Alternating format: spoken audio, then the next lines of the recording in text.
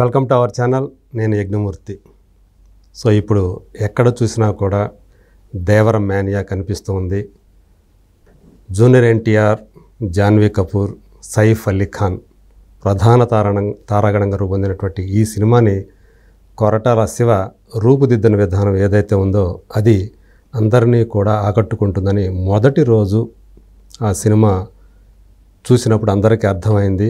దానికి తగ్గట్లుగానే so record స్థాయిలో అంటే RRR తర్వాత ఒక సోలో హీరో సినిమాకి ఈ స్థాయి కలెక్షన్స్ రావటం అనేది సో అంటే టాప్ రేంజ్లో వచ్చాయి.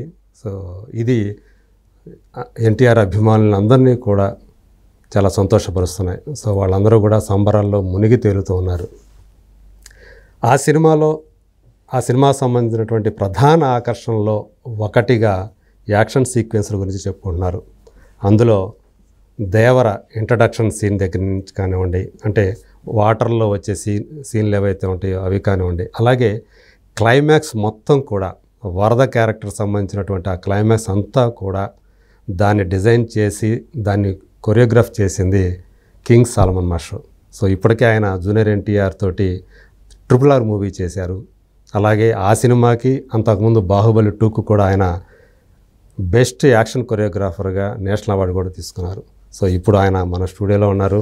దేవర ఎక్స్పీరియన్స్ గురించి ఆయన మాటలోనే తెలుసుకుందాం. నమస్కారం మాస్టర్. నమస్కారం అండి యజ్ఞమూర్తి గారు. చాలా సంతోషం. Thank you. So first of all మీకు congratulations. Thank you very much. So దేవరకు సంబంధించి దేవర చాలా పెద్ద విజయం సాధించిందని చెప్పి అన్ని చోట్ల నుంచి వస్తున్నటువంటి రిపోర్టులు చాలా ఆనందం కలిగిస్తూ ఉన్నాయి. అంటే ఈ సంవత్సరం పెద్ద సినిమాలు చాలా తక్కువగా వచ్చాయి. చెప్పాలంటే ఇది 3వ సినిమా. సో అందులో మొదట గుంటూరు కారం అని సంక్రాంతికి వచ్చింది. తర్వాత పోయిన నెలలో ఒక 40-50 రోజుల క్రితం కల్కి అనే సినిమా వచ్చింది. 2వ సినిమా. పెద్ద సినిమాలు. ఇది 3వ సినిమా. సో అందరూ కూడా ఆకలిగా ఎదురు చూస్తూ ఉన్నారు పెద్ద సినిమాల కోసం. సో ఇప్పుడు దేవరతోటి అంటే 3 ఏళ్ల గ్యాప్ తోటి జూనియర్ ఎన్టీఆర్ మన ముందుకు వచ్చారు. సో అందులో ఈ దేవరకు సంబంధించినటువంటి హైలైట్స్లో సో మీరు కంపోజ్ చేసిన, అలాగే పీటర్ మాస్టర్ కంపోజ్ చేసిన ఫైట్స్ చాలా ప్రధాన పాత్ర పోషించాయని చెప్పుకుంటున్నారు. సో దేవరకు సంబంధించి ఏదైతే ఫీడ్బ్యాక్ వస్తుందో సో ఏమనిపిస్తుంది మీకు? Yeah, I feel great sir. చాలా చాలా ఐఎమ్ వెరీ హ్యాపీ. ఈ సక్సెస్ చూసినప్పుడు first of all it's whole credit goes to Tarak sir. Okay. ఆయన హావభావాలు కానీ. సో మీరు సినిమా చూశారు? సినిమా చూసాను. సినిమా చూసినప్పుడు ఏమనిపించింది మీకు చూడంగానే? నో వర్డ్స్, మాటలు లేవండి. తారక్ గారిని అలా చూస్తుండిపోవాలి అనిపించింది. అంటే ఒక యాజ్ అన్ ఆడియన్గా చూసా. ఆయన కళ్ళల్లో కావచ్చు, బాడీలో కావచ్చు, నడకలో కావచ్చు, ఆయన వే ఆఫ్ అసలు ఆ యాక్టింగ్ అని ఆయన గురించి వివరించలేము సార్. పైగా తండ్రి కొడుకులుగా అటు దేవర ఇటు వరద. సో ఆ వేరియేషన్ ఆయన చూపించిన విధానం ఏదైతే ఉందో సో 2 డిఫరెంట్. సో లుక్స్ పరంగా డిఫరెంట్గా కనిపిస్తాడు. సో ఎక్స్ప్రెషన్స్ పరంగా కూడా అంటే ఇతనేమో చాలా ధైర్యస్తుడిలాగా, ఇతను ఒక పాయింట్ ఆఫ్ టైం వరకు కూడా పిరికివాడిలాగా భయస్తుడిలాగా కనిపిస్తాడు.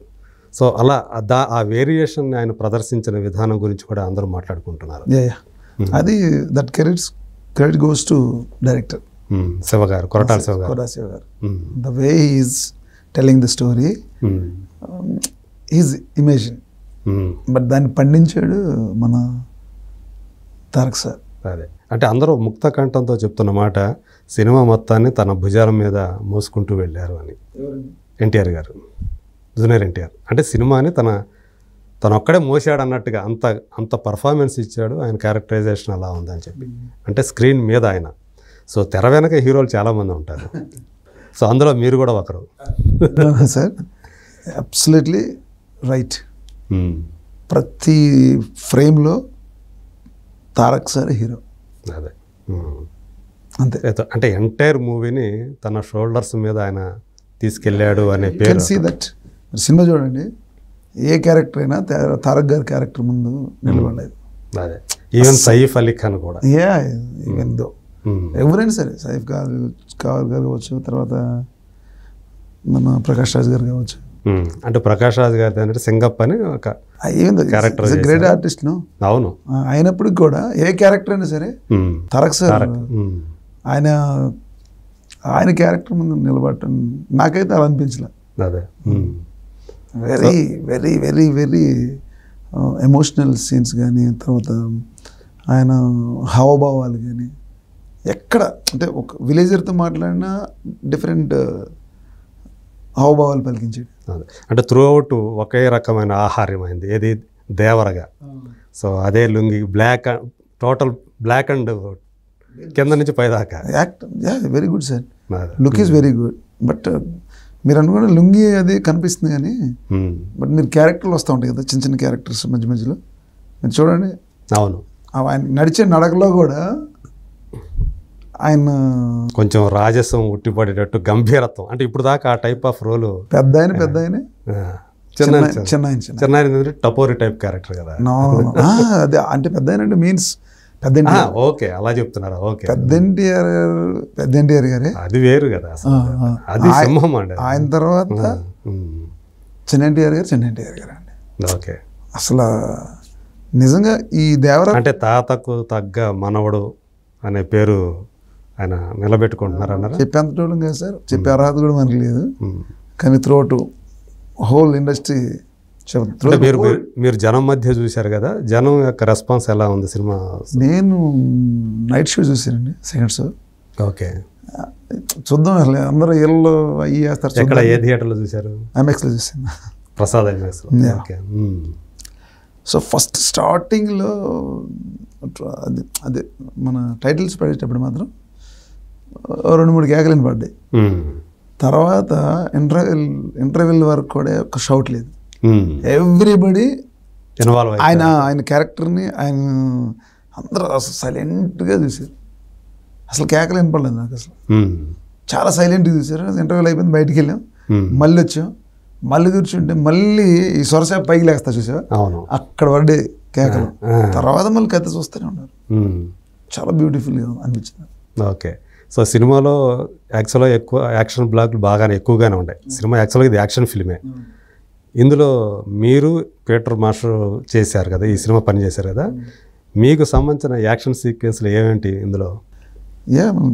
అంటే నేను ఇందాక చెప్పాను యాక్చువల్గా ఓపెనింగ్ తారక్ ఓపెనింగ్ సీన్ కానీ స్విమ్ చేసుకుంటా వచ్చేది కానీ, షిప్ మీద ఉన్న యాక్షన్ సీక్వెన్స్ కానీ, షిప్ మీద నుంచి దాన్ని దూకేస్తారు కదా. అవును.